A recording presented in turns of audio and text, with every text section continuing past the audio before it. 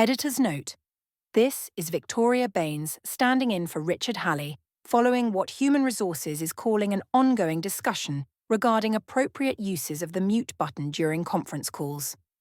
He should be back soon, once legal decides if those noises constitute harassment. For decades, Lara Croft has been celebrated as a feminist icon, a hero, a woman who proved she could raid tombs, scale cliffs, and outwit villains every bit as effectively as her male counterparts. She carved her path through glass ceilings and ancient ruins alike, proving that equality sometimes requires firepower. To some, she was an adventurer.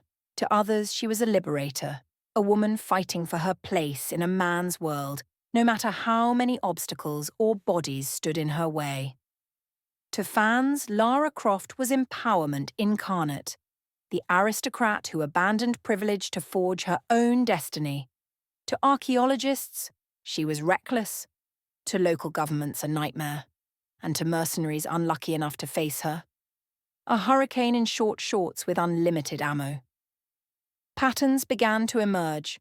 From Peru to Siberia, from lost temples in Cambodia to hidden tombs in Egypt, Croft's arrival coincided with smoke, collapsed ruins, and the silence of armed opposition. Each expedition left cultural sites in shambles and local workforces decimated. Yet, press coverage reframed this as victory. Another barrier toppled. Another story written by a woman instead of erased by men. Witnesses reported her as calm, precise, and unyielding. Not playful, not quipping, simply determined. Investigators called it lethal. Supporters called it focus. By conservative estimates, Lara Croft has killed over 2,700 people during her career. And yet, wherever she travelled, the landscape was somehow stocked with perfectly compatible ammunition. Ancient tombs and long-forgotten caverns were inexplicably littered with shotgun shells and assault rifle clips. Enemies fell in waves, each conveniently carrying exactly the caliber she required. As though history itself supplied her mission. To investigators, it looked less like survival and more like divine intervention in service of the story. Survivors described the experience as terrifying and absurd. Some admitted they didn't want to fight her but felt compelled, as if bound to play their role in a larger story. As one mercenary put it, "I wasn't guarding history. I was guarding the next cutscene." Entire ruins have been reduced to rubble following her expeditions. Priceless artifacts destroyed, ancient cultures erased in the crossfire. But the response from Croft's defenders remains the same. Progress is never bloodless. Equality, they argue, sometimes comes at the price of history itself. And Croft's only response has been defiance. History belongs to those brave enough to take it. Her associates were few. Journalists lionized her. Academics denounced her. Rivals despised her. One competitor described her as a war crime in yoga pants.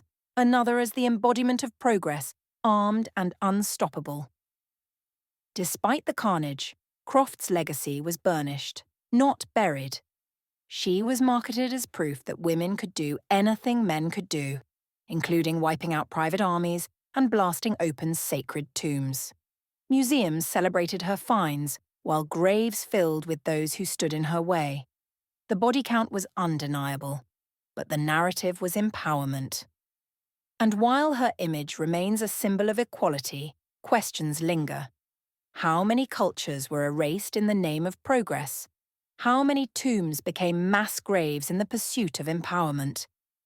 Investigators observed a recurring trend: treasures looted, ruins destroyed, and history itself vanishing, only to reappear quietly in Croft's private estate. Was Lara Croft a liberator, or just another killer draped in empowerment? For those who died in the dust of her crusades, the answer doesn't matter. Their story was erased, their ruins collapsed, their legacy stolen. And if you liked this case, and want to give me something to do while bored on a Sunday afternoon, please like and subscribe for more no save point crime. And remember, in some worlds, You only get one life.